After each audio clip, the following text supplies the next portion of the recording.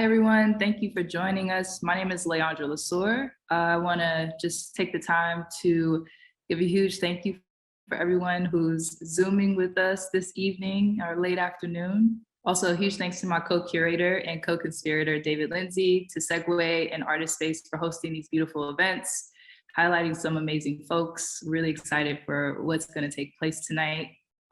Huge thank you to Chris and Adjua for your time and inviting us into your world this evening. I know it's going to be amazing. And although we're virtual, we do hope everyone and everything in this virtual space is felt in the most beautiful way.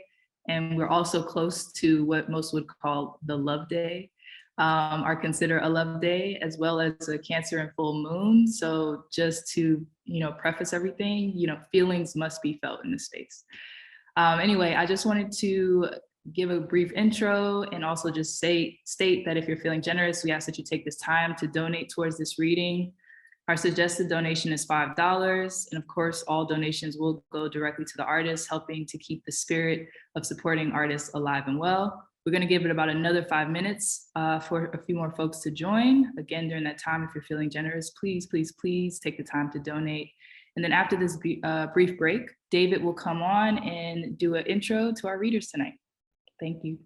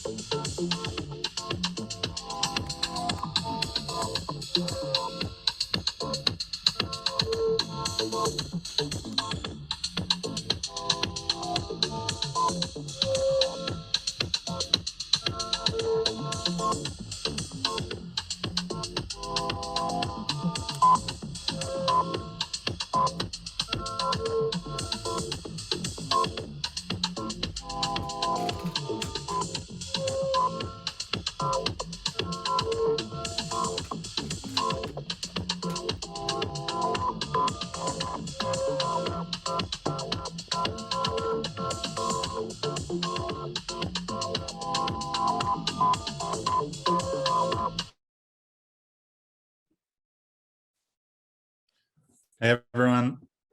So I would also love to thank you all for being here, and thank you to Leandra and Segue and Artist Space and Chris and Adjua. Really, really excited to have you all here together. So I'm going to do a little intro for both Chris and Adjua, and then we're going to do a more hybrid reading. So without further ado. So at one point, I'd asked my late father, what is something best said with body language? His answer was simply love. While on the one hand, it is a peculiar thing to think about nonverbal communication in terms of poetry, which people often think of as a word-based art form. But I think this sentiment starts to point towards an interesting plane of Chris's poetics, poems outside of or peripheral to words, or something like what words would emerge from body language translated into words, reaching to that space on the edge of words. All that is to say, I'm delighted to introduce the fabulous poet, Chris Martin. And then also going to introduce Adjua here. Adjua has written that goosebumps are a good sign, as when speaking with, or quote, goosebumps are a good sign, as when speaking with or listening to another, and a wave of energy washes under the skin of our limbs. This should be understood as a marker of metaphysical significance, a signal that we have made contact with the web of life, the energetic electrical network that connects all material and immaterial beings, end quote. Adjua and I first met in 2020 at the high water mark right before everything shut down, which means we've only ever known each other during a plague. We were reading together at an art space in Brooklyn. This was a significant reading for me for a few reasons, one of which was performing poems from memory for the first time, but maybe more significantly was meeting my lifelong friend Adjua. During my performance, we had both talked about this, and we have both talked about this and remember distinctly, we made eye contact and we both felt a jolt of electricity run down our spines, or a river of goosebumps. My performance was briefly paused as my mind cleared of all the words that came next. So it has been at many other times in our friendship, in many other long meandering conversations, being left pleasantly speechless and then full of words, in awe of all the wonderful things that emanate out of my dear friend Adjua. So with that, I invite you and your electricity, your awe, your goosebumps, and body languages to welcome Chris Martin and Adjua Gargi and Nzinga Greaves.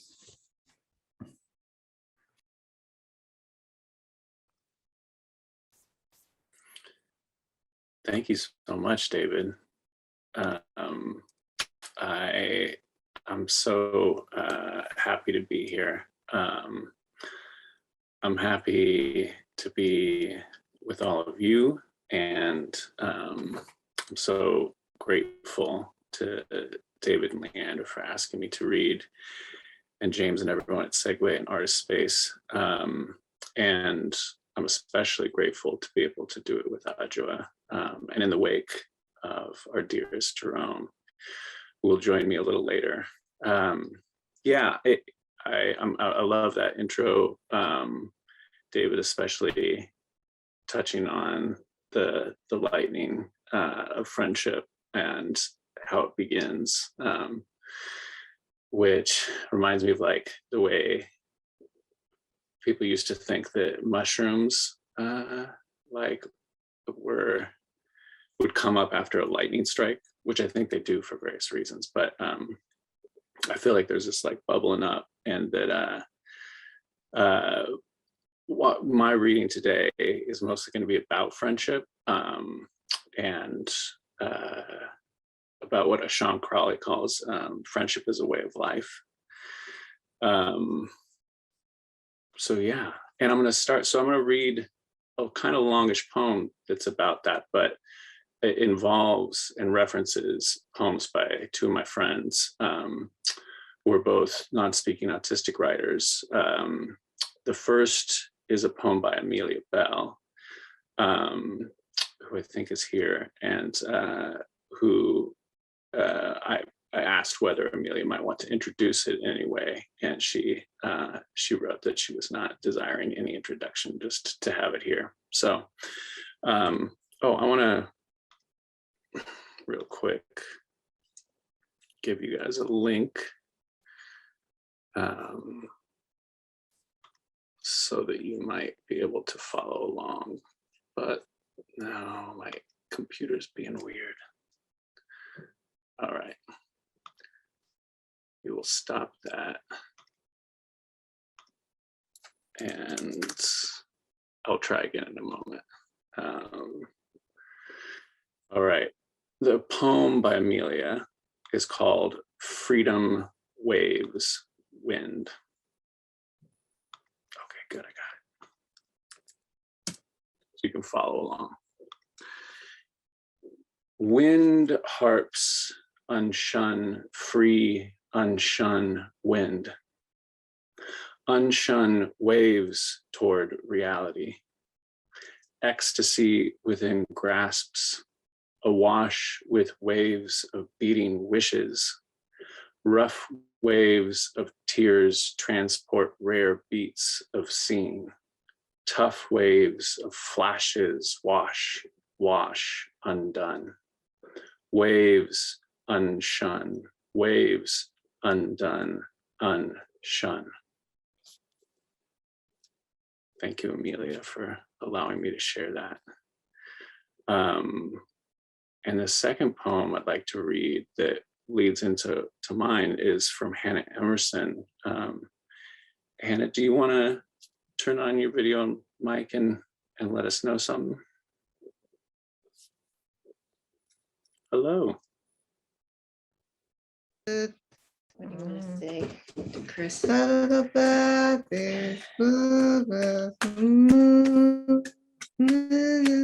Love this.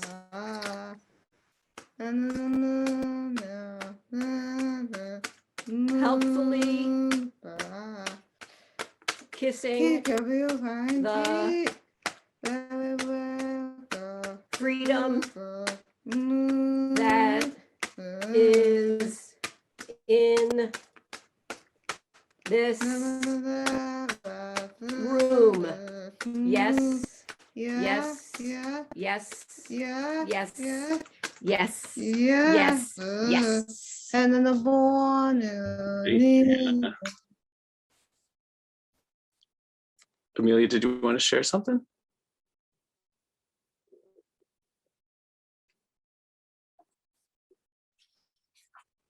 No, okay. Thank you for being here. All right, and this is, yeah, as Mary just put in the chat, this is Hannah's book that's coming out in March, and I'll be reading a poem from it. Okay.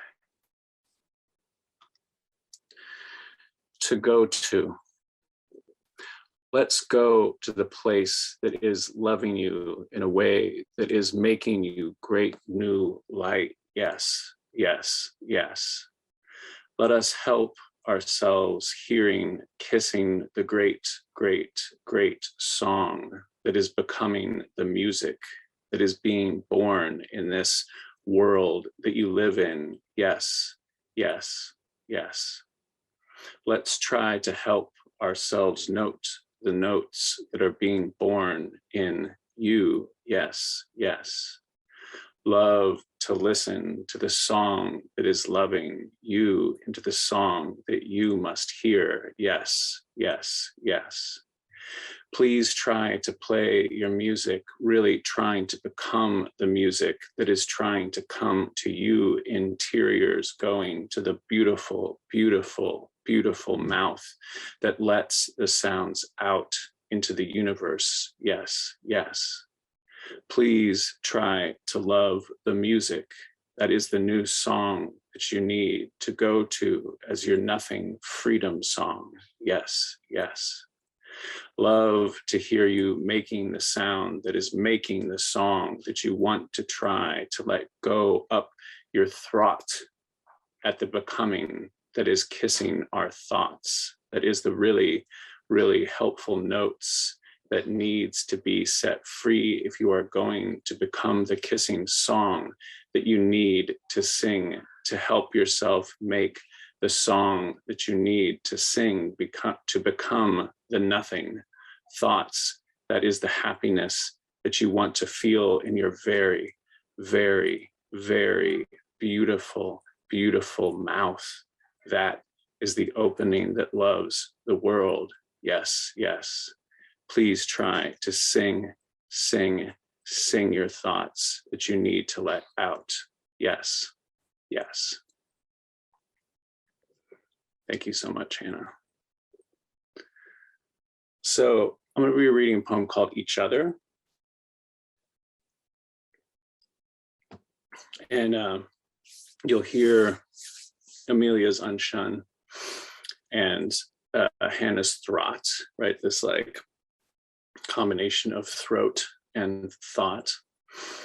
You'll also hear a word, cotyledon, which I know I'm mispronouncing, but that's how I first started pronouncing it. And I fell in love with that mispronunciation, but it's really a cotyledon that I'm talking about, which is like the first, this little leaf that comes out of a seed that's like a little solar sail that helps the plant grow. But I'm going to mispronounce it. Each other. When the ache elaborates my fringe, I am ringing. A call I make in being called, called for, called to, called in. Languages I learn on the wing. What is each is other. What is there isthmuses the seas we sing across, a muse who has us both on speed dial, our ears hot against the perforations that mark the receiver, holes looping through air's throat, as Hannah writes. Every thought redialing the contours of enough. Enough said? No, never. The word or seeding word itself with everything else, each other. This delicious fringe, cotyledon, claw, curl, cant of the unsung sloughed like a penny. We are no longer playing for that particular team. Look instead, my friend, to the trees inside our speech, the way sun in sun is us, and how unshunning, as Amelia writes, we might be the day we seek. Or,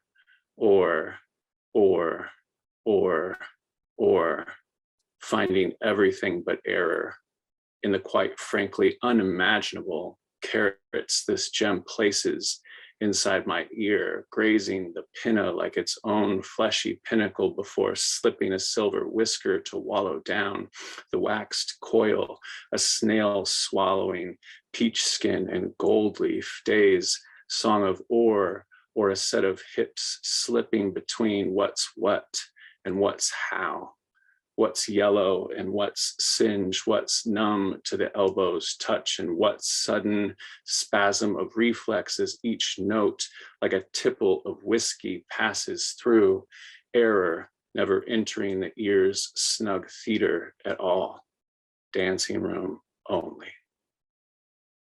When the small ache of not being you meets the tremor of your invite, I am all arms. Cephalopod sending one cotyledon after another toward light until I am nothing but true leaves dancing on the gold leaf dance floor of my own mimicry, my own littered becoming, or yours, ours. My Y chromosome unfurling to chromatophore so that to call me a man would be not only the wrong number, but the wrong palette entirely, that pale word, man, outmaneuvered by what exceeds it, let dwindle like a question unasked for, a sour berry only the glutted would glean. Let us unshun our sweets. Let us unshun whatever was called error and clean shaven, unshun all the sweetness that is mine, that is unbefitting a man, all my care and lit my lashes and crypt listen in the rearranging silence of our lean. I do not wish to be able, I wish to be whole, and for my wholeness to carry always the puckered open of my fringe. I do not wish to be well, I wish to be a well, the wet depth I can draw from and the toward in which I can dwell, and in dwelling unfurl, to unweld all that armor, unwell all that is disallowed, the capillary expansion of a more femoral gush, feral morality that lets the animal be us, who we is.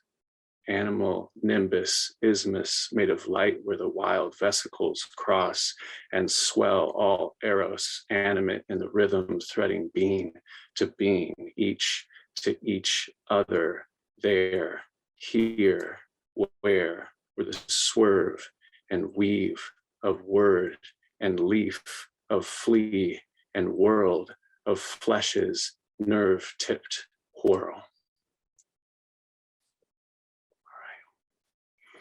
Whew. Okay, I would love to invite my good friend, Brother River, to join me to read.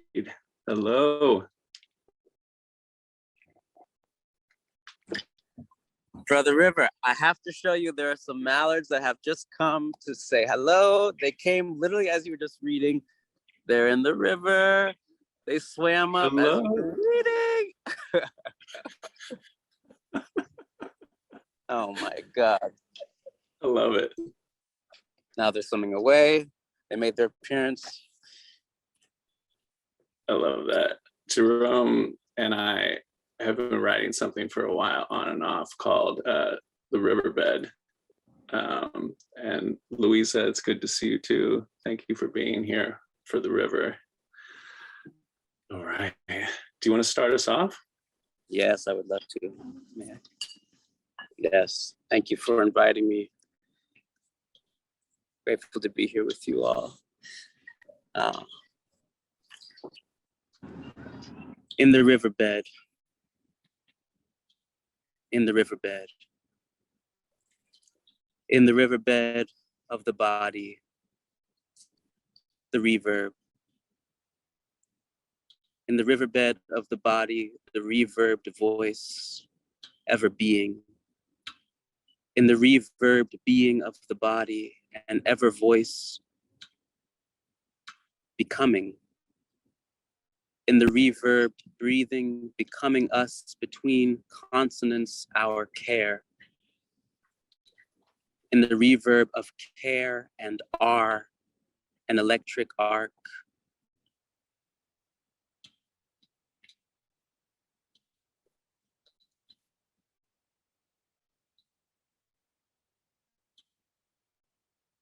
Dances.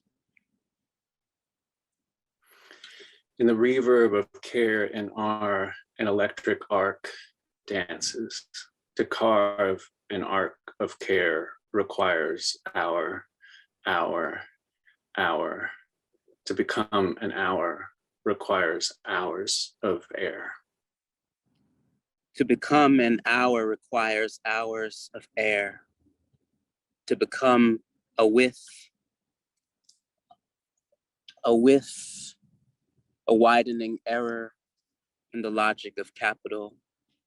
To become the sleeping Roshi of the riverbed, wild rice, Manuman, sin, our animate noumena, whiling out on the width we sift. While and out on the width we sift as we listen to the listening thistle to retress a trusting sheath of wild rice. Manuman, the truth of animals trellising an exit from accumulation, fungibility, the cold logic of capital. The thistle asks, how does capital suppress listening?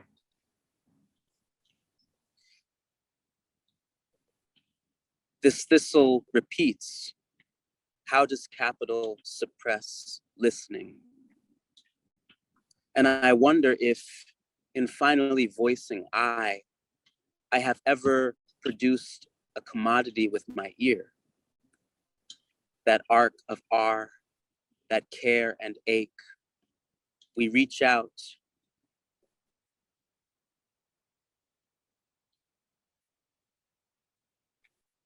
Thistling to catch what catch can, touch, can love, not watch, but etch and wash with listening, to bathe whatever comes our way, ever voice. There are 3 mallards approaching us now. Oh my Lord. Hello. To ever voice an even song happening in the already, a gift in the middle of a big room, cold water thistling upward into a hummingbird hour. For this is Amelia's reach, maneuvering over riverbed, the arc of care repeating the thistle's question, etch, wash, bathe, thresh a good hour from the commodity. The ever voice asks, can we carve community in a world of commodities? A reach in the middle of a big room, not a grasp. We are each in them, idle grooms ready to tend, breach and hem, leg room to steady, to end the aspiration of commodity, leaving us free to attend to conspire with here, whatever animals and noumena herewith arrive. Arriving with ears of honey and years, leaving our garments at the threshold. The animal within the animal finds a further hiding. Here we are in winter. Here we can attend to the dormant. The window can teach us how to attend to the animals and the noumena, how to invite the openness of naked glass into our being and stand still and shine with listening. Solstice, a standing still of the solar brother. Solstice, sister brother, a poultice held glistening against the wound, other blisters awaiting balm, dormant in the moment, the mouth rewound into bees, these teeming alms pressed into leaves, lest we believe the earth inert, the naked, nothing, empty, when its openness carries every unborn thought, listening against its teeth. Thank you so much, Jerome. Thank you, Chris. Right. I fear I'm running out of time, so I'm gonna read this last part. I'm gonna cut out a little piece, but it's about coming into my own treeness. It's from a longer piece I'm writing called Becoming Otherwise. Here, as Odell writes, we encounter the tree in all its otherness. rising out of the bath, my spine unfurled, both robust and lithe. My back felt straighter and my whole body felt stronger. A species of gentle vitality was circulating anew, or was newly perceptible. In the coming weeks, whenever I felt puny or immaterial, I called myself back to the tree I already was. Whenever I needed to care for someone else and myself at the same time, I paused to let that bark skin materialize. And in the coming months, I would feel my way into a sensation of multiple trees, swaying from sturdy oak to shielding hawthorn to ample mulberry, whichever tree was needed to meet the moment. I found I could tree in verb form. In continuing to visit the four-trunked oak elder reaching, who I consider my friend and mentor, I have continued to think about how I might tree myself. A bur oak, Quercus macrocarpa, they have resisted any instincts I have for gendering them, though I once made them blush by breezily saying, "Hey babe," in echo of my friend Aviv. Mark confirmed that this was his understanding as well, as he considers trees to be largely non-binary. So perhaps this queer Quercus has also been teaching me something about how the some many move and reach. Macrocarpa means large fruit, and although I have not yet successfully turned their acorns into food, I've tried and failed. This tree has fed me deeply with its shape and presence and otherwise windings. All of which reminds me of a dialogue Mark wrote this past week. "Can I please touch your spine?" said one tree. They were curious if my spine felt like their trunk. Did I let them touch my spine? Of course. "That's not a trunk, it's a stock," they said. I giggled and said, "My turn now. Can you feel the top of my head?" The tree responded, "Now I can see that the tree of life is connected to your head." "Now my turn," they said. "I'm curious why you pluck my fruit when you can bear your own." I immediately thought back to the late raspberry, which is an earlier poem in here, and all the fruits of self we must relearn to glean.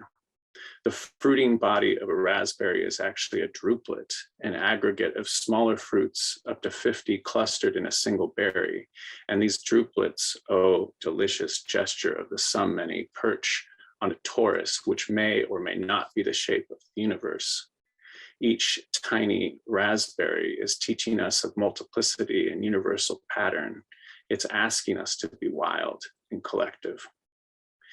In her chapbook of Forests and Farms on Faculty and Failure, Adjua, Gargi, and Nzinga Greaves elaborates a dichotomy of self which might be inhabited as a farm or a forest.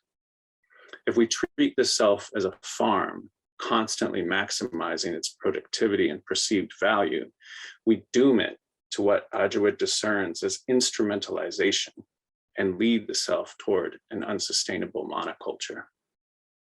If we approach the self as a forest, allowing for wilderness and entanglement, we might sway with what Adjua discerns as a form of mutual aid, even finding modes of support and consolation amidst our own inherent multiplicity. She asks in all caps, what do plants want? And where within our own bodies might we know it? And with that, I'll pass it on to the author herself.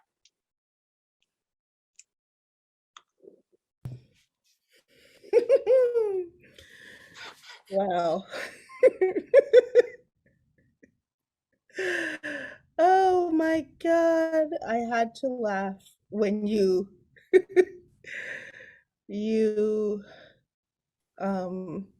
like Chris at the end of that like cresting wave poem that just had smashed on all of us in the most beautiful way when you ended it and took a sip and were like, ooh, and sat back down in the audience with us. I was like, yeah, that's right. That was a lot. That was a lot, girl. Oh, Yeah. that's so beautiful. You're the best. You're the best. Okay. I want this to be a little less glitchy, but not really. But maybe not. No. Less glitchy? More glitchy? Glitchy. We're gonna go with this. Okay. Glitchy for sure, bro. Okay. I'm so grateful to be an artist. And I'm so grateful to be on Earth right now, in hell with Chris and Jerome and Dave and Leandra and every single person at Artist Space and every single person in New York City that I miss so much. I can feel how far away you are, and it hurts to be this far away. I'm very lucky to be um, I'm very lucky to be being paid to practice being a professional artist right now, but I need to I need to keep saying how much it hurts to not be at home.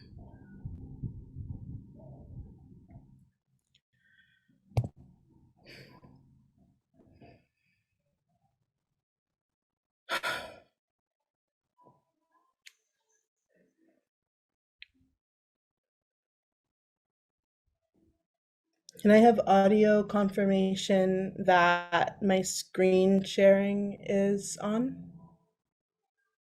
Yes, it is. Thank you so much. I've wanted to be Betty Davis for Halloween for the past 13 years. This glitch in the slide there has me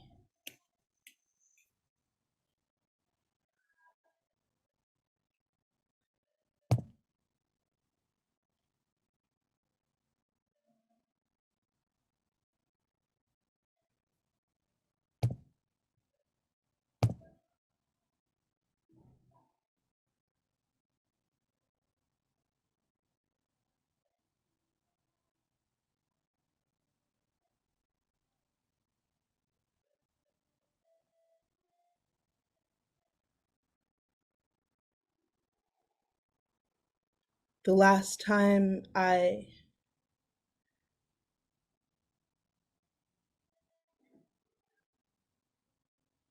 was before others in lace and bare skin.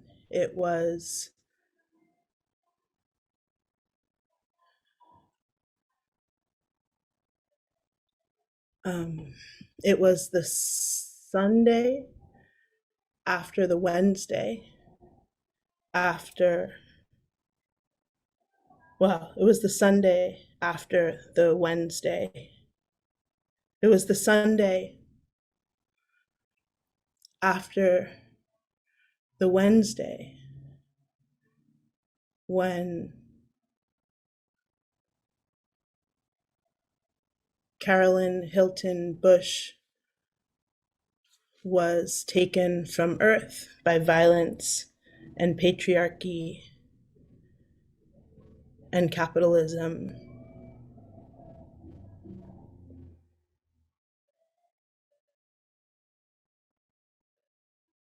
I'm able to reconnect to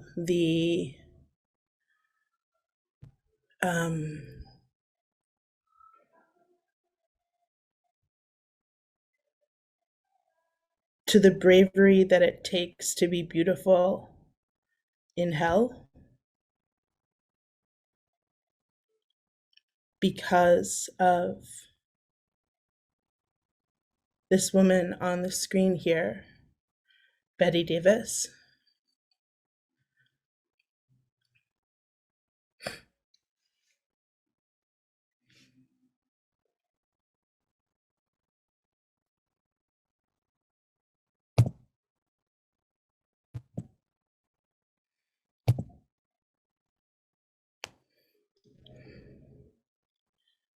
Terabat says, in the early aughts, I was commissioned to paint a bedroom wall mural by a coworker I adored.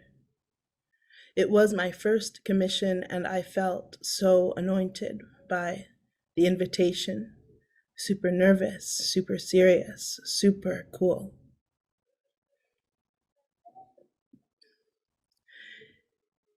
In the end, in addition to my commission fee, I was also introduced to this essential, transformative, 100% perfect, all gas, no breaks, all sick, no skips, miracle album.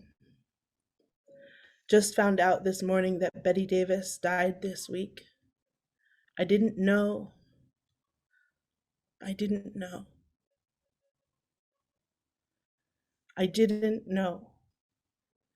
And I felt so startled and sad at the shock.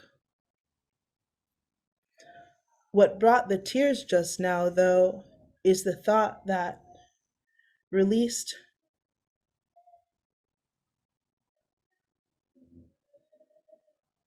from hell, this spirit can now go anywhere, and it deserves to be everywhere. I love you, Betty Davis. I know so little about the enormity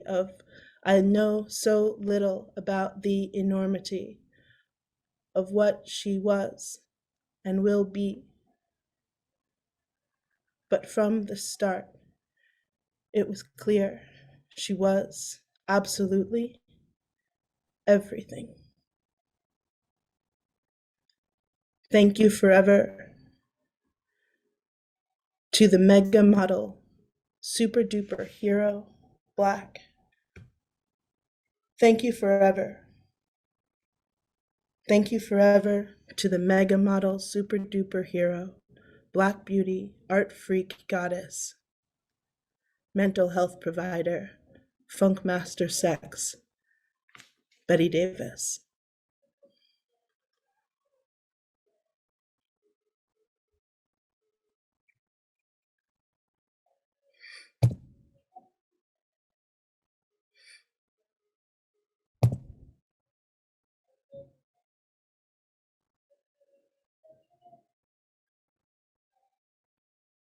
I'm grateful for the contact they made, but the "what happened to her" framing is infuriating.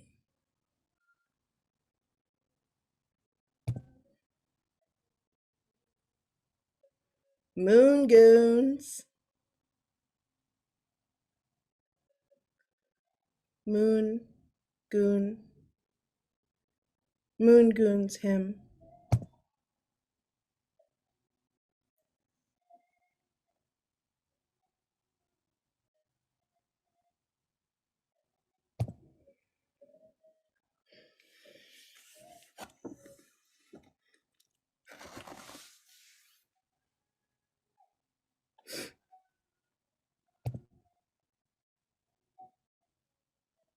Bene, ego te coniungere. Ok, ti collego. D'accord, je vous connecte. Ok, I'll connect you.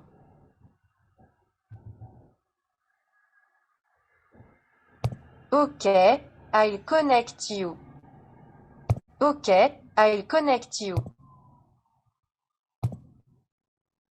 Okay, I'll connect you.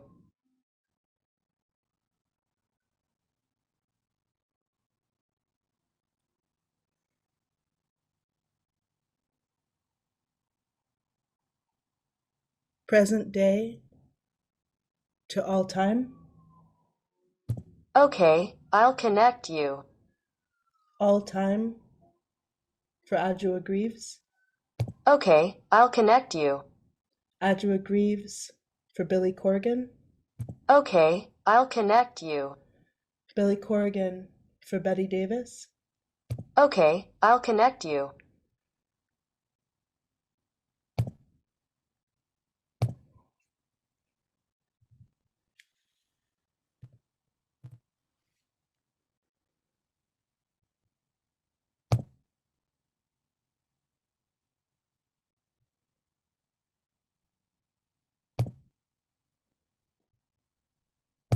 The World is a vampire sent to drain. Secret destroyers hold you up to the flames. And what do I get for my pain? Betrayed desires and a piece of the game. Even though I know, I suppose I'll show all my cool and cold like old Joe. Despite all my rage, I'm still just a rat in the cage.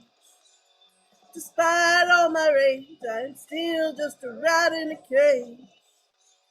Then someone will say what is lost can never be saved. Despite all my rage, I'm still just a rat in a cage.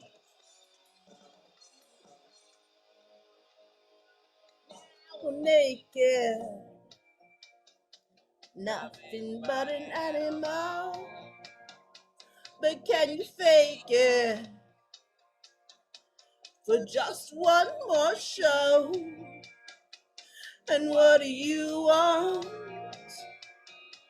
I want to change. And what have you got when you feel the same?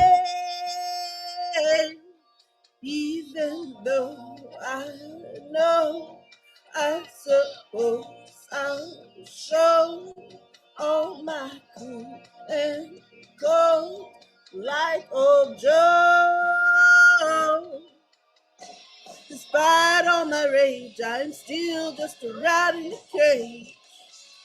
Despite all my rage, I'm still just a rat in a cage.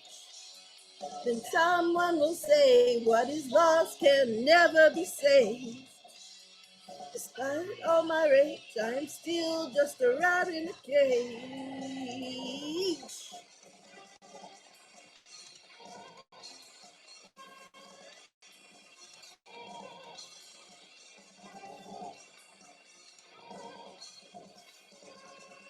Me, I'm the only one.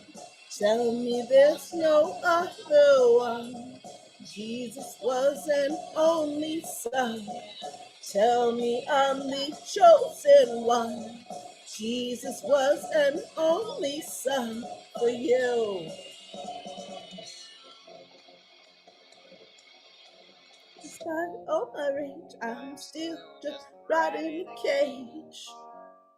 Despite all my rage, I'm still just a rat in a cage. And someone will say what is lost can never be saved. Despite all my rage, I'm still just a rat in a cage. At all rage, I'm still just a rat in a, still just a rat in a, still just a rat in a. I'm the only one. Tell me there's no other one. Jesus was an only son for you. I'll never believe that I cannot be saved. I'll never believe that I cannot be saved. I'll never believe that I cannot be saved. That I cannot be saved.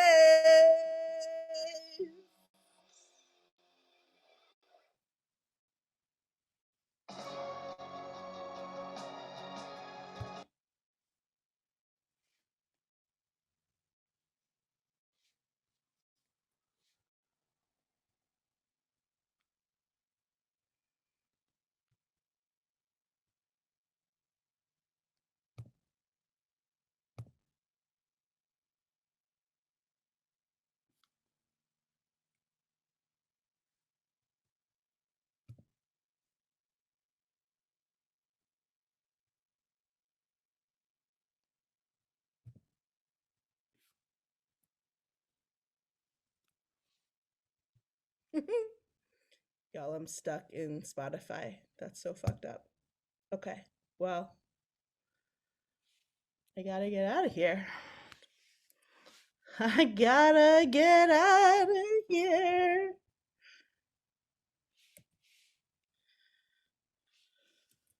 Okay. There we go. Woo! It's tentacles.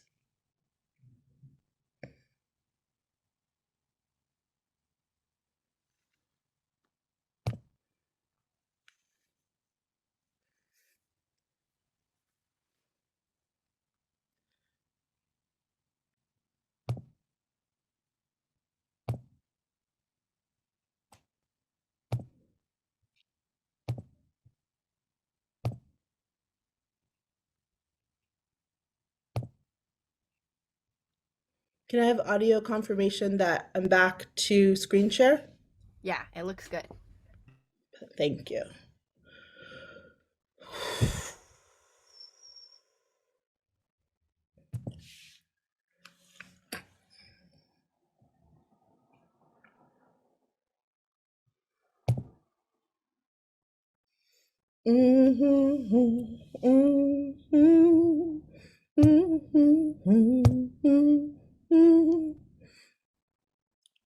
Baddie.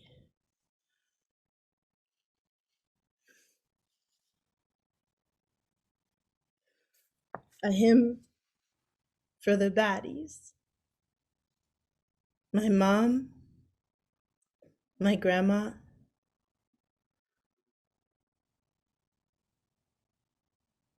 and you at your most vulnerable.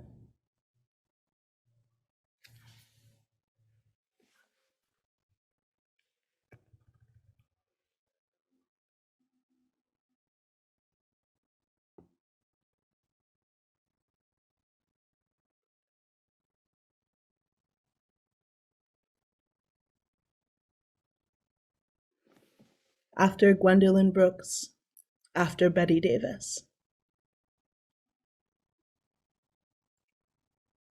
With Stacy Sismazik and Allison C. Rollins. Sun and Cancer.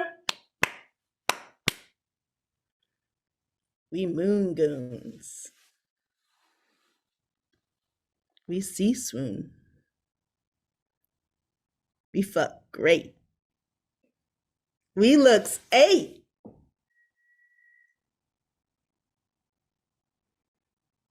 We howl love. We howl love. We femme thugs.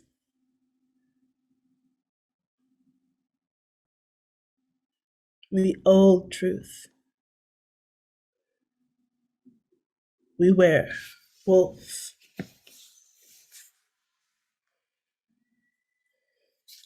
Sun in Cancer. We moon goons. We moon goons.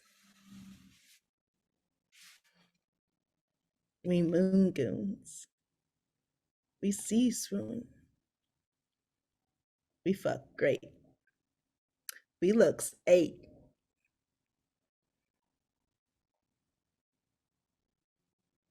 We howl love.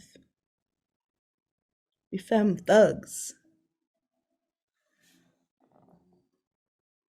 We old truth.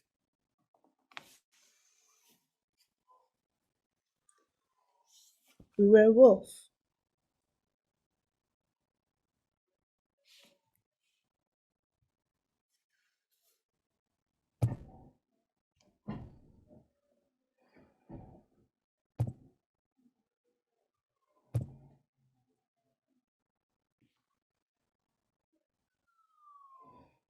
Oh, blessed colleague, you wrote and I thought. La nostra gratitudine è infinita. Thank you forever, Crystal Palace.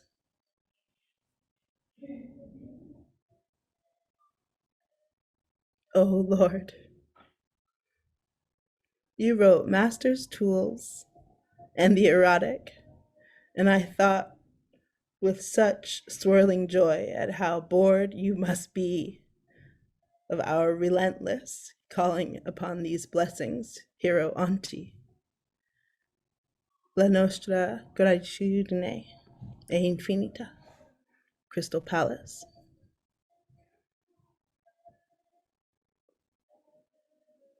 Oh, Bersenbrugge, you wrote, she believed in herself, which isn't complete madness, it's belief.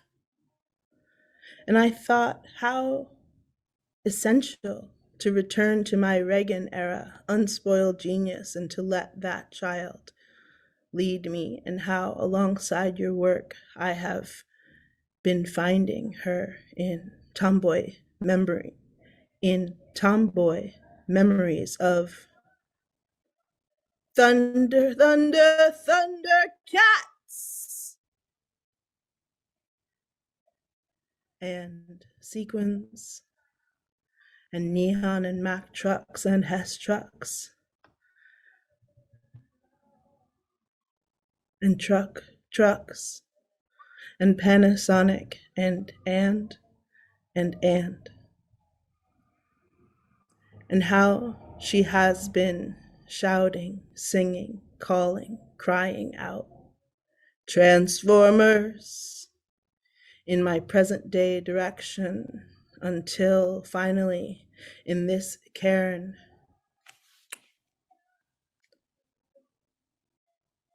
of academy and lyric and growing peace, I called back to her saying, bro, la nostra gratitudine è infinita, Crystal Palace.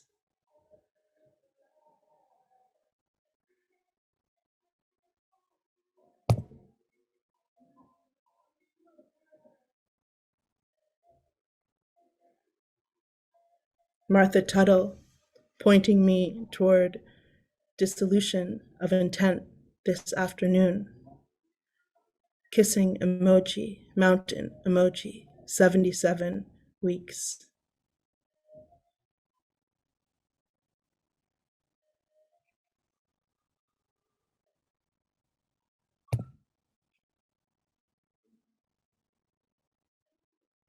Oh, Smith,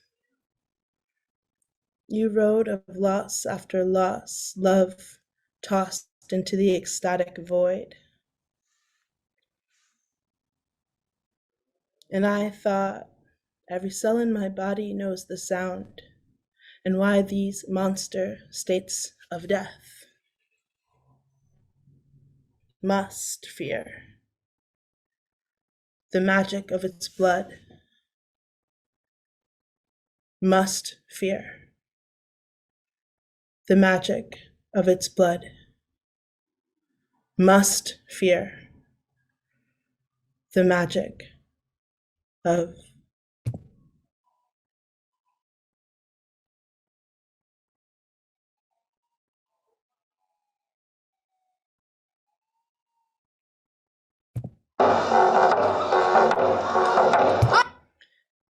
Can I have audio from the producers? Can I have audio confirmation that my computer audio can be heard?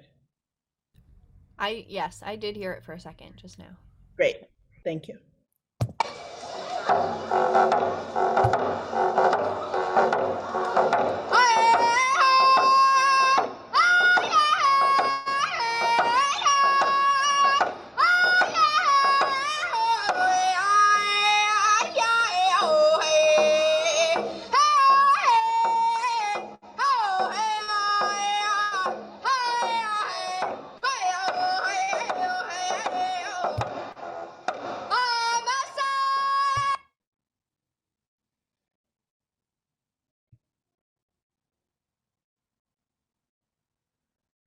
Mama said, I said, IV, oh, Valeri, you said, God made everything out of nothing, but the nothingness shows through. And I thought of our kin in Peddle, Leonard Cohen, and of how some years ago I heard my spirit say there is no God, but we make do. When you were yet unknown to me.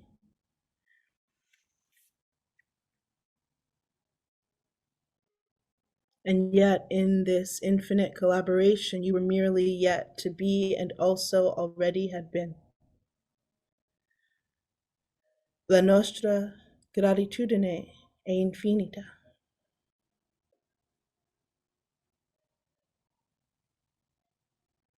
Crystal Palace.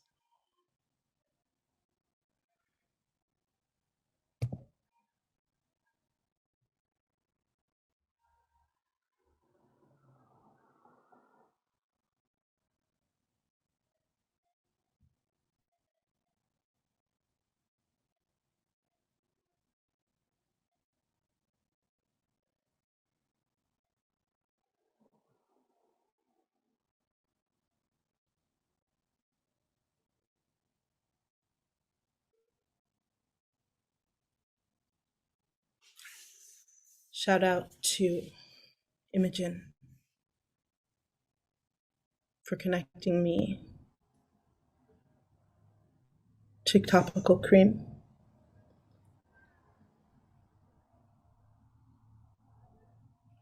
Heron, verb. Asymptotic refusal. Evercare, baptismal diviner. Leads. Oral curl bridge hearing. Homo.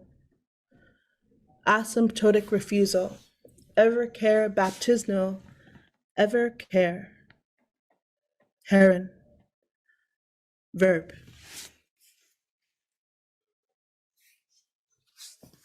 Asymptotic refusal. Evercare, baptismal diviner. Leads. Oral. Curl. Bridge hearing. Homo. Like, yes, bro? And sapien. Like, no, whoa. Remember, you remake the world as every song rises in you to sing the day you wish to live. Refusal neuropalooza on sapien. Whomst. Discerning. When? Wise.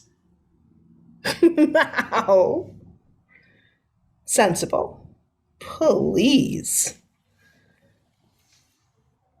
Gathered in darkness, kin ever assembling ashore as the day blooms into view.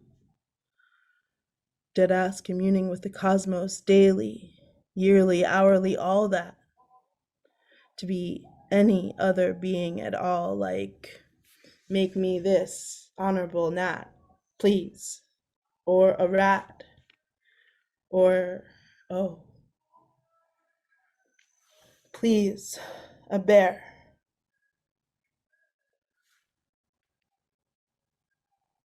Understand what alchemy summons goose to monkey flesh. Everything, beloved, everything. Everything, beloved, everything. Everything. Everything, beloved, everything. Make me any life but human next time round. Oh, let me live. Once. More led by grace. I am one with il nostro tempo. Not everyone who loves you knows how.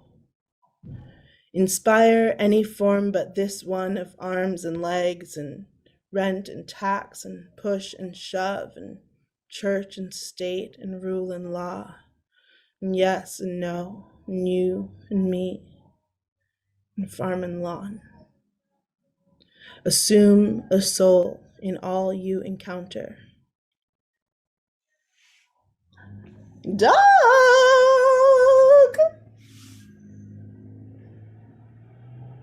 Networks abound for infinite reception. All when I have been in ocean and pool and lake and tub, and oh, they be sore memorial. Oh, take a nod to the moon, cozy floatin' in earth's wet and shining skins. Take a nod to the sea. Surrender, mortal. Humanity toward animal deity.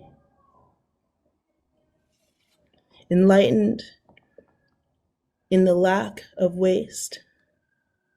Civilization on its last unthinkable legs. Again, my petal friend and I share a morning.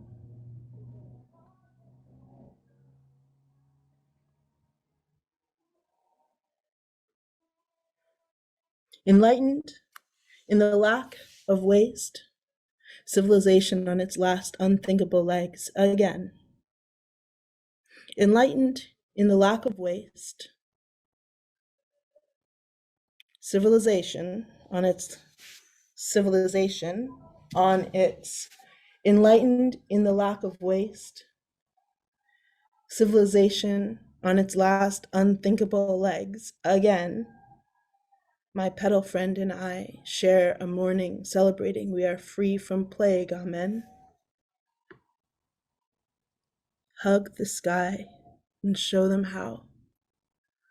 X as guide is placeholder, is hero, is shifting, is lover, is you, is me, is the best names of our best friends. Is gig, is bag, is how we mark where we are winning. Bless. Bless. Mess.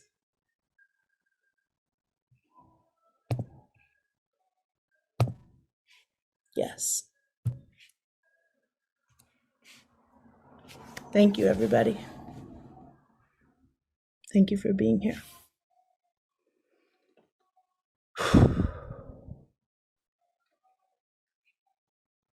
Thank you so much to Chris and Adjua. That was incredible. You brought us through so many waves. I don't have words, but I just want to say thank you so much. Yeah, for inviting us into this space and the presence here, and definitely feeling feelings. We're gonna do a quick intermission. Then we're going to come back and have a beautiful conversation between Chris and Adjua. And after that, then we want to invite everyone who's in attendance to come and join us for that conversation and, you know, talk and ask questions, etc. We just want it to be an open dialogue. But during this break, like we said earlier on before, if you feel the need to do so, please, we encourage any donations that you can.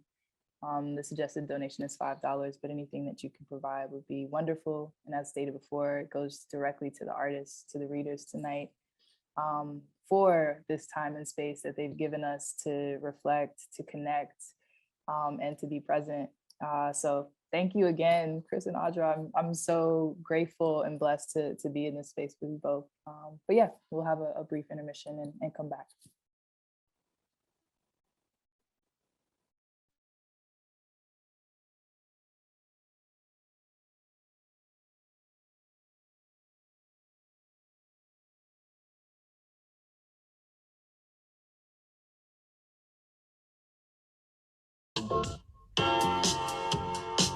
Everybody, please give a warm welcome to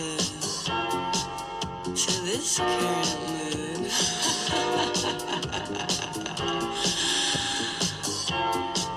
Here I am, easy to please.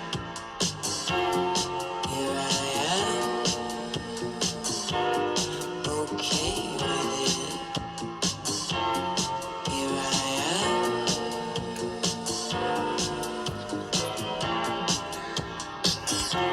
being Mother Nature's bitch.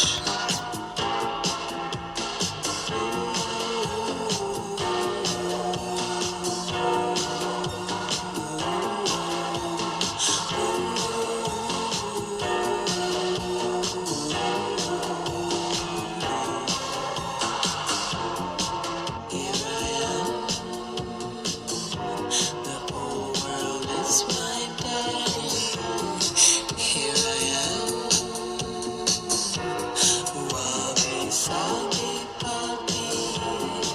Here I am, desperate for attention. Here I am, being Mother Nature's bitch.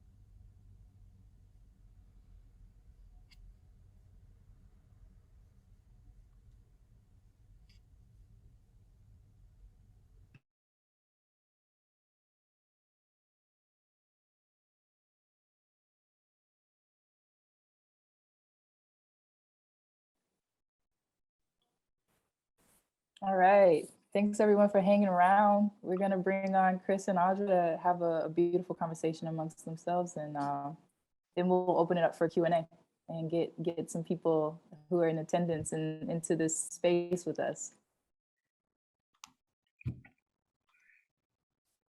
Hi, friend. Hello. I Thank you just so much for that reading. That was amazing. I I felt really caught. you got I really caught the waves. good. That's an honor to make some undertow. Yeah.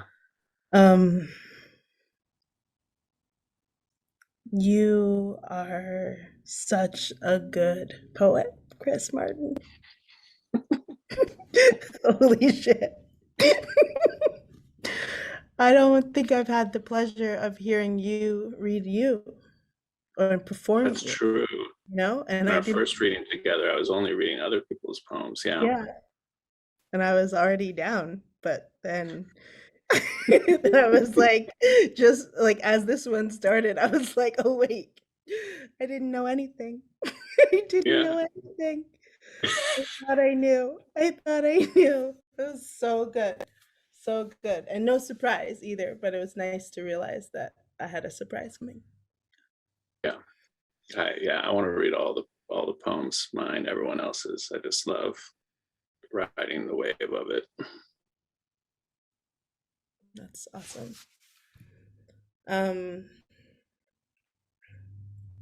I've been thinking about that question that we were talking about. It's that question that we texted Yeah. about the path back into the, how did I say it? The path into wilderness? Yeah. Like, Yeah. how do we find the How do we find the path into wilderness? I watched this really like, I mean, it's such a treasure. It's hard. It feels bad to critique it because it's such a treasure to have any information about her. But like this documentary about Betty Davis Yeah. is like so exquisite and also so disappointing. And I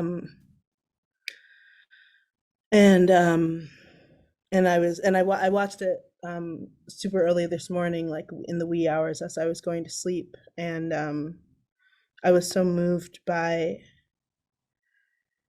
the power that she accessed to be this hero on stage, Mhm.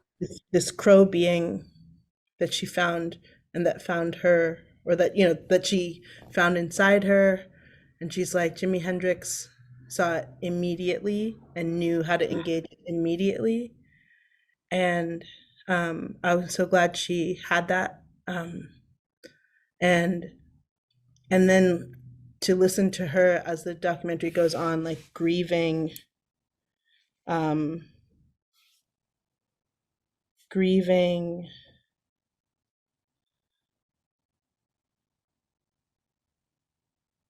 connection to that spirit, Mhm.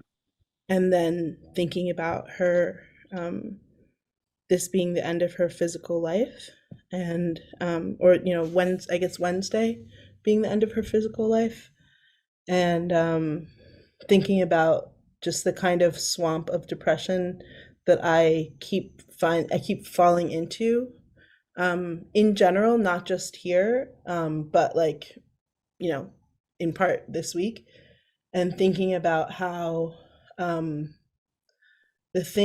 like epiphany that got me out of it, and to like be able to like be present today.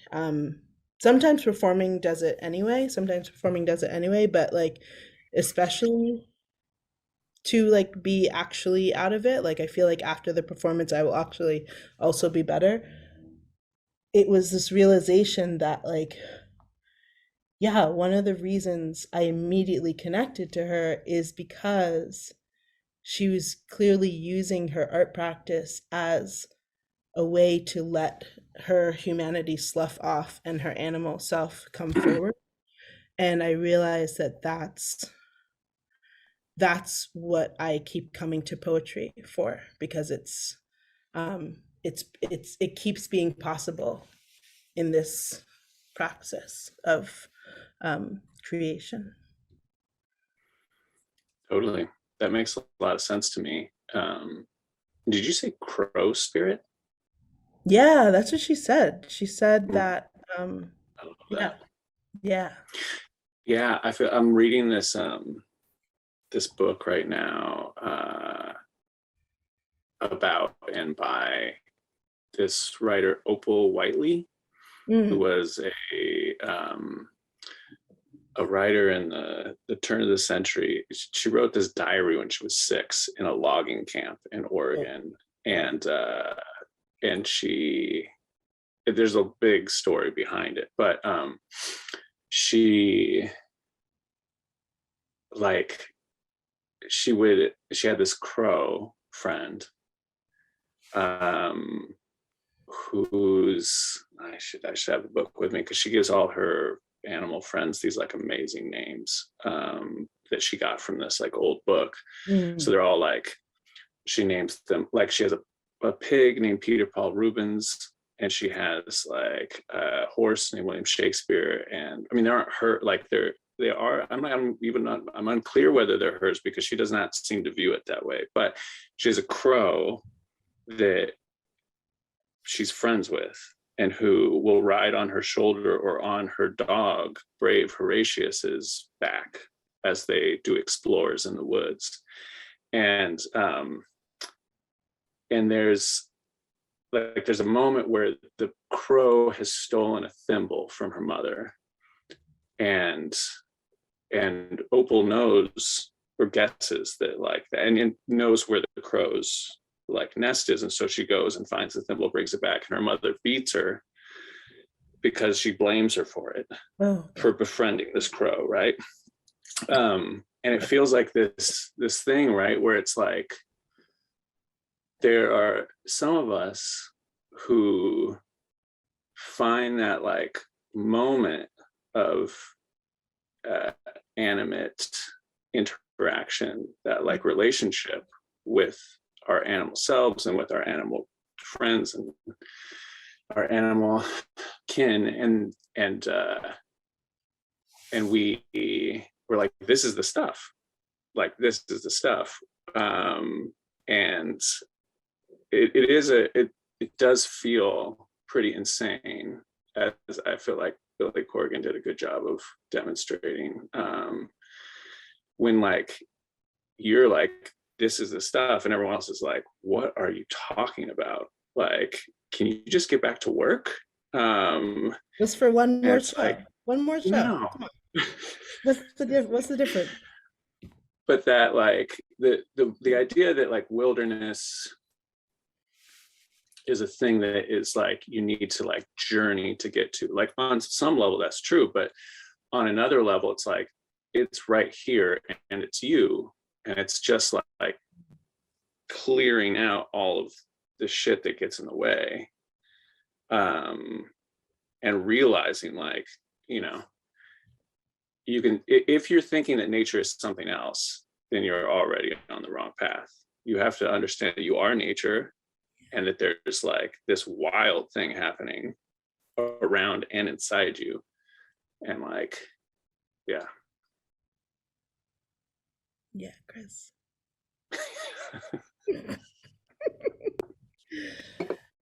That's the stuff. Yeah. Yeah. It's not like the, like I have a, it's not hard for me to be like, come on, people, all of what's happening on Earth is natural. Like even the buildings and the, you know, not recycling, that's natural, unfortunately, you know, or that's natural. Like, and it's not hard for me to step into the ocean and immediately feel the electric earth-sized power of where I am. Like that's immediate. But it's harder for me to, it's currently pretty hard for me to stay connected to that, to that wilderness electricity in myself. You know, for so many reasons, the one of which I'll speak about right now is because we keep getting shamed away from that. Yeah. And so then we keep masking to pretend that we don't want that. Yeah. And that's, and to me, that's the, Amelia had to sign off, but wanted to say freeing was her comment before we even started talking about this. But that's that idea of the unshunning, to me, is like so powerful, right? Just that word, that word exists, that's kind of like a spell in and of itself to kind of like move against all of that. But it's true. I mean, that's like the degree to which that magic is shunned is just staggering, right? And I think that's also why I feel so deeply at home when I'm hanging out with, writing with, talking with my non-speaking autistic friends, because there's just, you know, the very notion of masking just deteriorates, it just dissolves.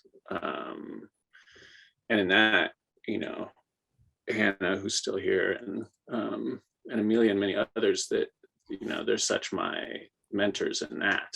And it's been so, a lot of what I am writing in this Becoming Otherwise piece that I read like a part of is along those lines. It's like figuring out how to like feel okay standing in the wildness that is unmasked. How to feel okay standing in the wildness that is unmasked. Yeah. Like not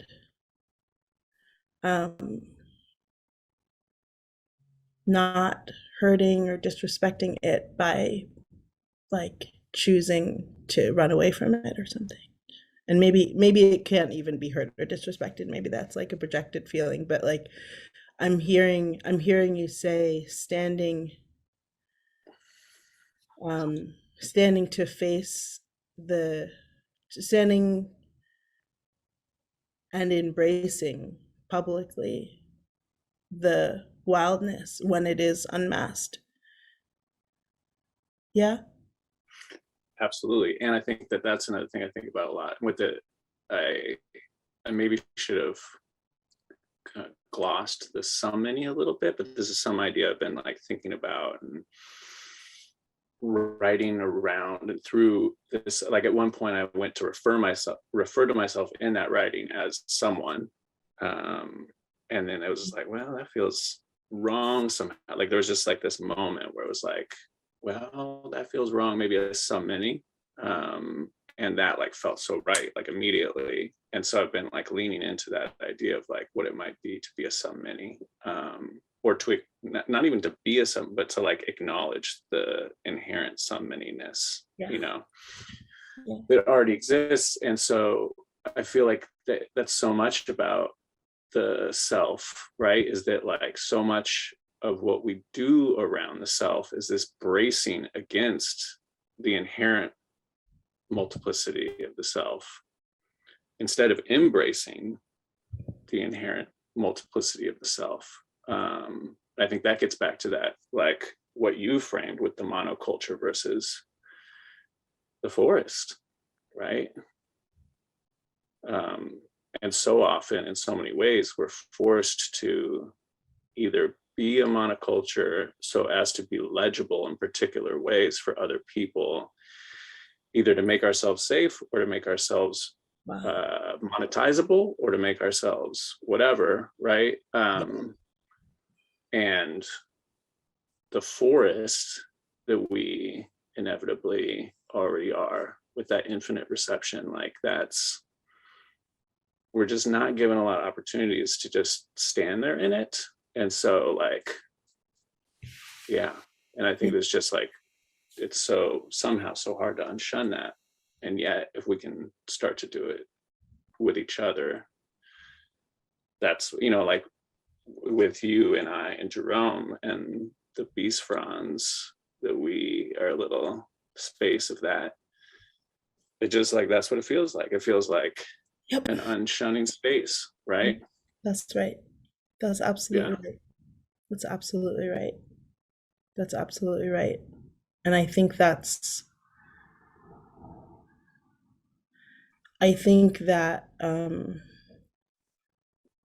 that's part of to reach over to Dave Lindsay's lightning bolt of friendship spark. I think it was lightning bolt of friendship.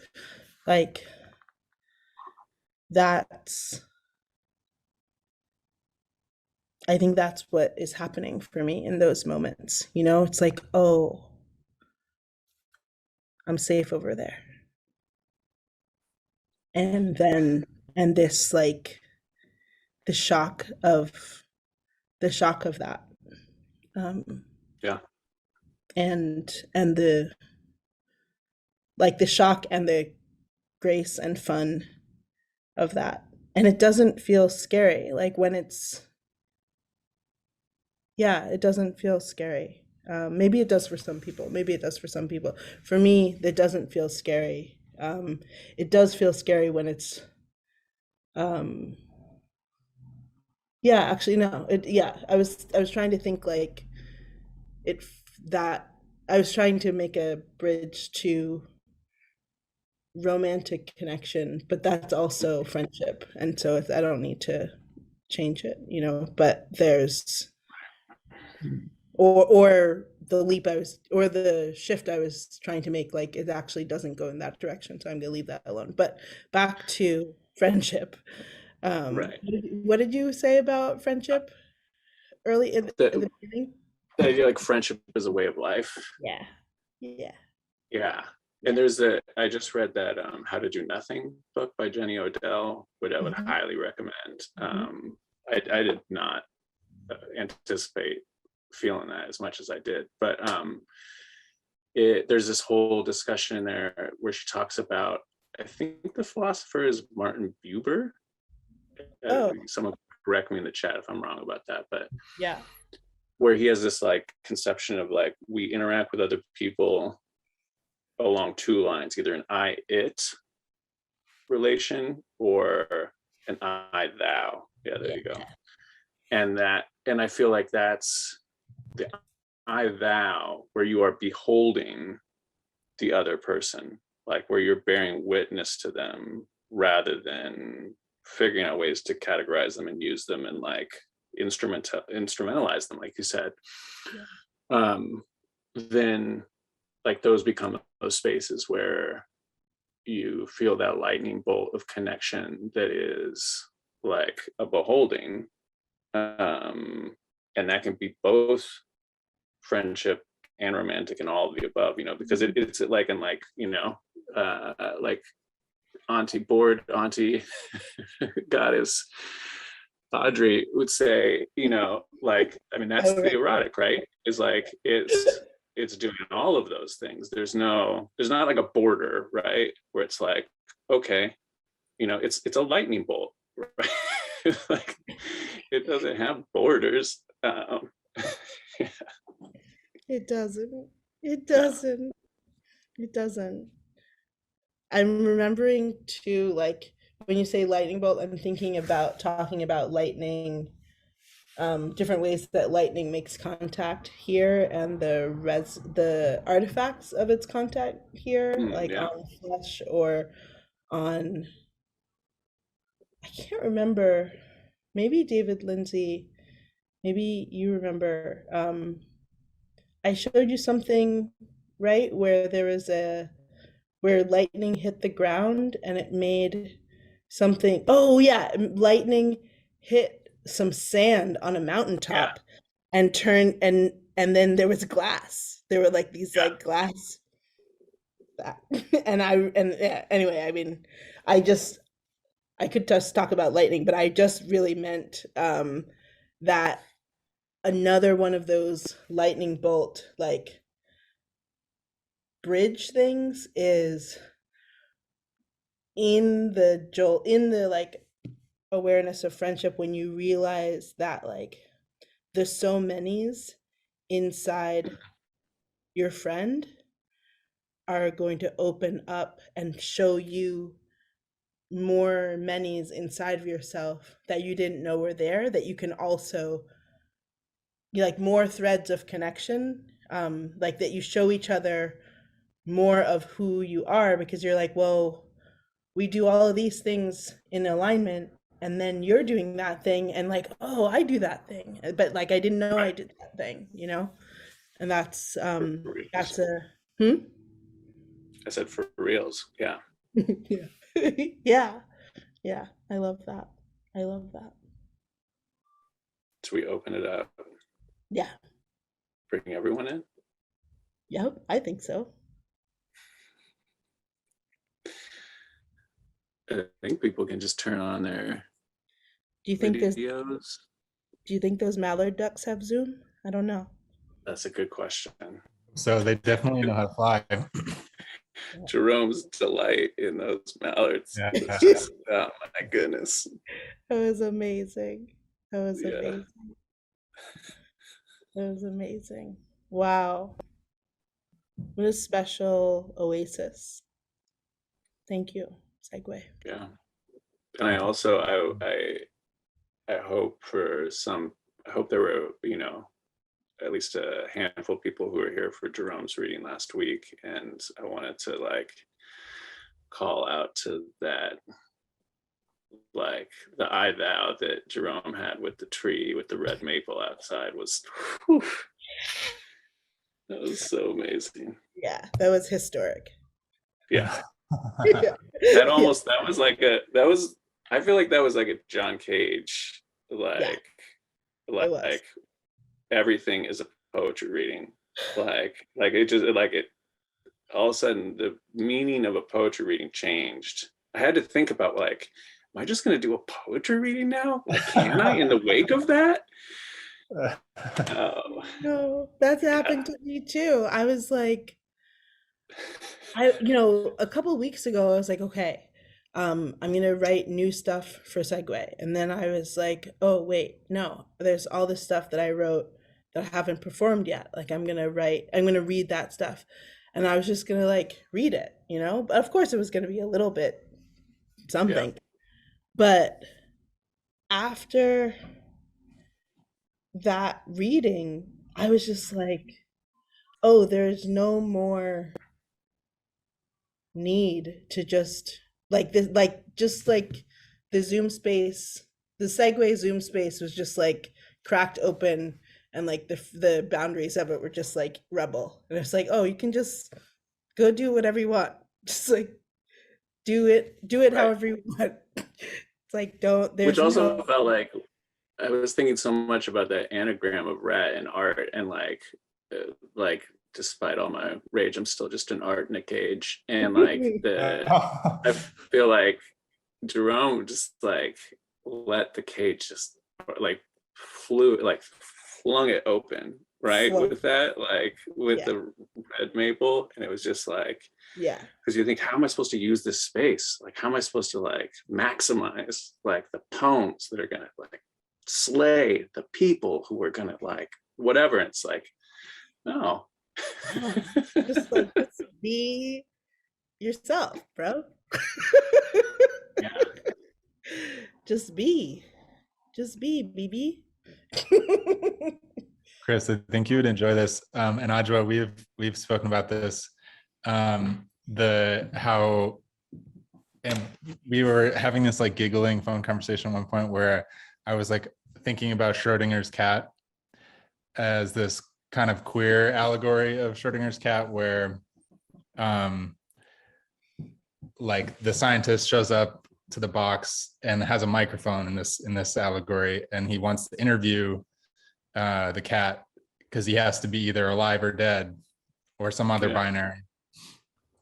And the cat's just like, what? Like, no. And then in the way the cats do, just like wanders off. Just like, leave me alone. Leave Totally. me alone, bro.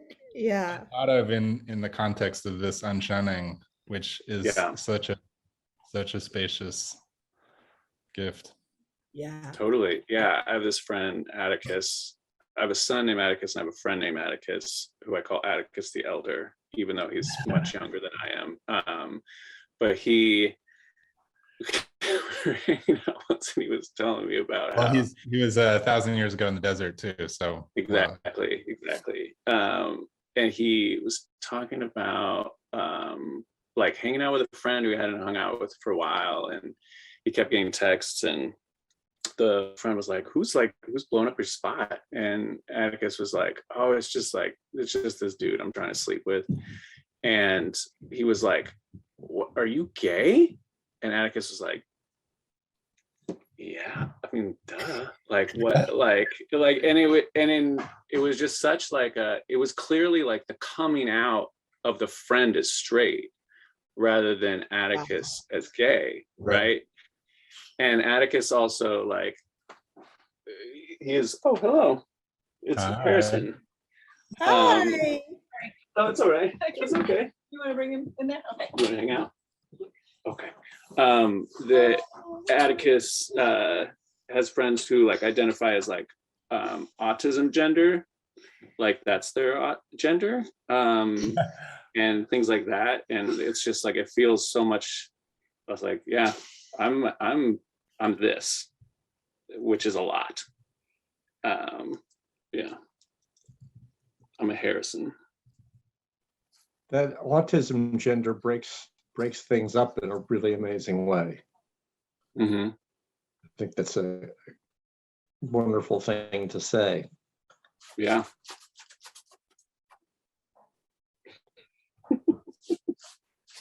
I'm trying to shout you out for dadness. For dadness? Yeah. I love knowing who you are and then knowing that is somebody's dad. Hello. Hello. Want to say hi to everyone? Hi. Hi.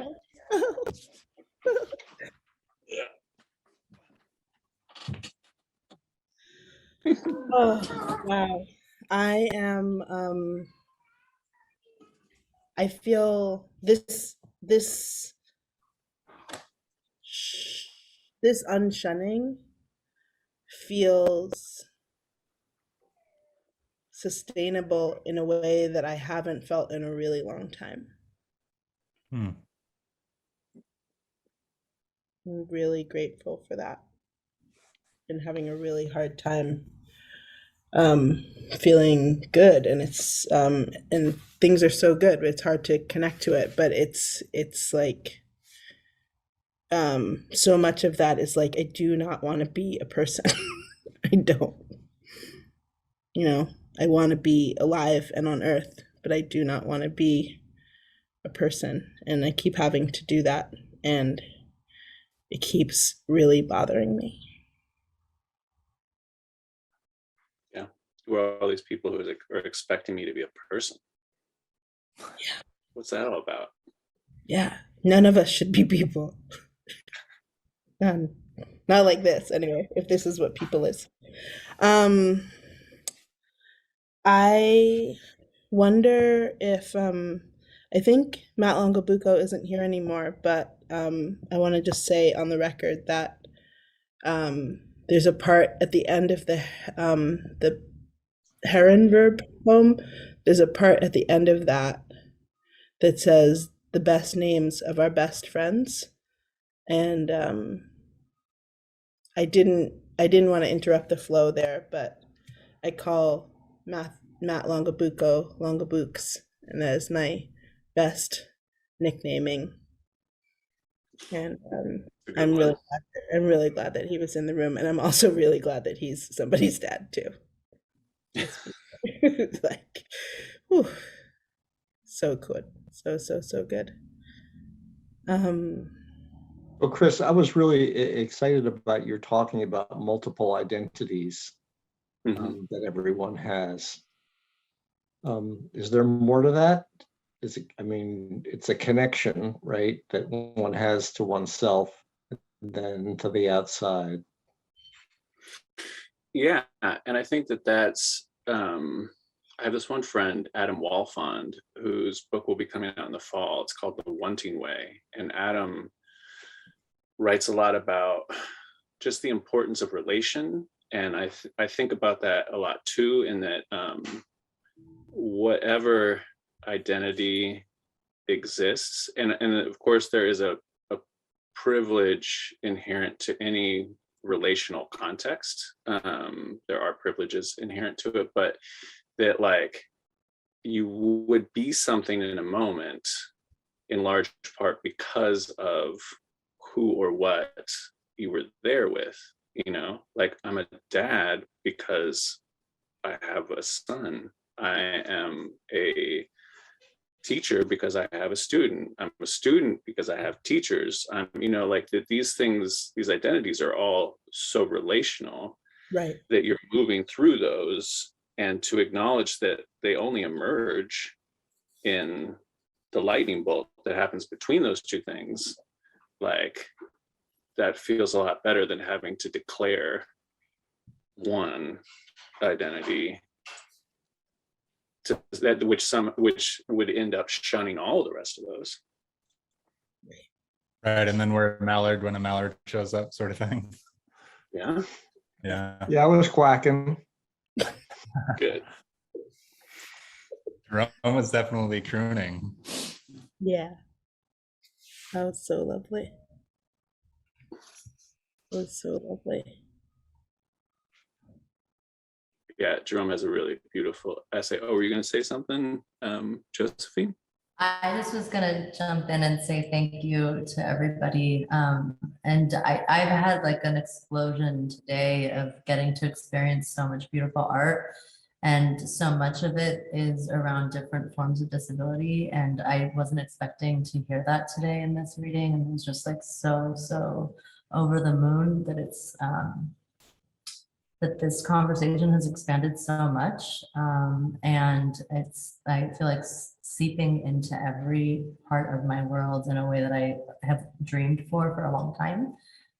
So I think that maybe attests to those of us that are here, humans here, put on this earth. We are so lucky. I think we are like messengers or something corny like that, to be here, to be doing that work. And it's a blessing to be in everybody's presence. And I just wanted to thank you all so much for today. Thank you, Josephine. Yeah, thank you. Yeah.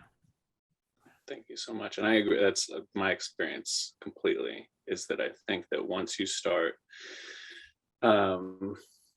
living in and dancing in like disabled community, it just becomes, it just suffuses in all these like incredible, liberating and creative ways that feel so important. Yeah, Hannah has some amazing touches on that in her book. I wonder, Hannah, if you want to chime in here at all.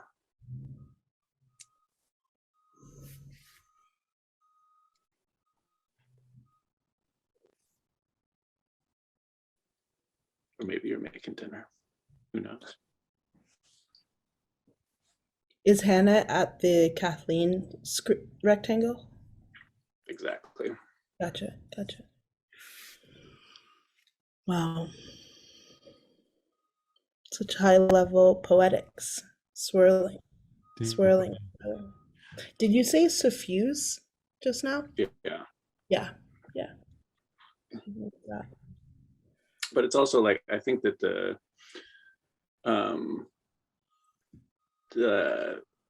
intersectionality, I think especially that I've found disability and neurodivergence to constitute, along with other like identities that are given, it feels like a really rich territory where the what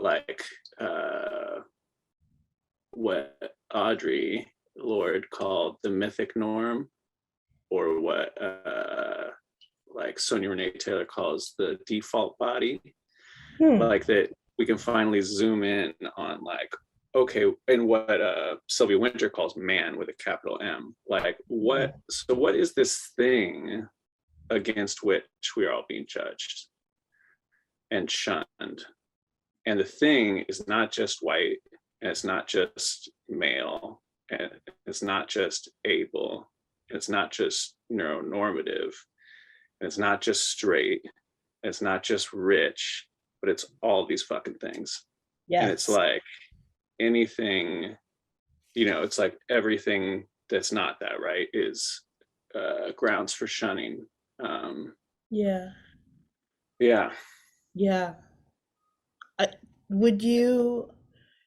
Does it work, or does it need to be some other way to think about the synthesis of that, the kind of like infinite maybe it's not infinite, but the synthesis of that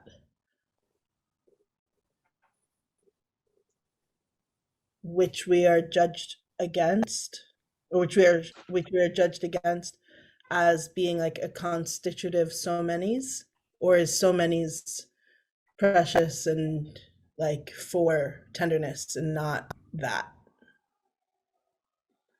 I mean, I think it'd be for that too. I think that's like, because that's one of the things is that the mythic norm is so monolithic, right? It is that monoculture. It is that farm producing a certain type of way of being human, right? It's producing a version of being human that gets reproduced and like laid over everything else. And that if even people who inhabit those multiple identities that exist within the mythic norm could feel the multipleness of that, I think it would be pretty radical. Interesting. Yeah. Right. And I think that mythic norm is different in every culture. I mean, there are slight differences, and the divergence is continuous. It's not there's not a hard line. But everyone tries to make that norm the way they think it is, and everybody's thinking about it differently. I'm thinking of the I'm thinking of the way there are in different cultures, like for like my sense, maybe yeah, maybe I need to sit with this more, James. I have this sense that like no, the thing that is stepping on me is like bigger than culture. It's like anti-universe. It's like, Mm-hmm. it's like, but that is how I feel about it from my cultural perspective, right? And from being born when and where and Yeah. how I was. So that's, yeah, I'm going to sit with that. That's really interesting. So I think there are other components to add to it that make it easier to see, particularly the materialization of the connectors. We say relationship, sort of a generic term, but there are actual connectors, physical things that bind us, both, within myself and between me and you. Hmm. And those have characteristics, and they're very undefined in the culture that we inhabit in the art world. Everything is a thing, right? It's, I think this, there is that, but it's not just the things, it's the connections between them as well. Yeah, I've been thinking a lot about like metaphysical subtext in terms of um like the relational thread that we can't see but that connects one to another. I've been thinking a lot about that. Yeah. Yeah. Anyway, I think this is an amazing subject for poetry, amazing work that you guys are doing. Thank And you. I'm really excited that you're doing it together, because that implies something that I've been fighting toward for a long time. So I'm really ecstatic about that. So thank you so much. Oh, I'm so glad. I'm so glad we met at a reading a couple of years ago, and I'm so glad that we've been so in touch remotely over the years, that like being remote today, it felt like, oh, we'll just be friends the way we're friends, for Segue. It was really, really beautiful to be able to seamlessly bring that here. A real blessing of the disappointment of not being in person. Really, really. We'll do this again in person. We'll be live at some point. We will, of course, We'll do it. Or probably. I don't know. I don't know anything anymore, but I think probably. And I'm so excited to feel feel what it feels like to be in the room with any of you. Thank you. Wonderful. Thank you all. I'm going to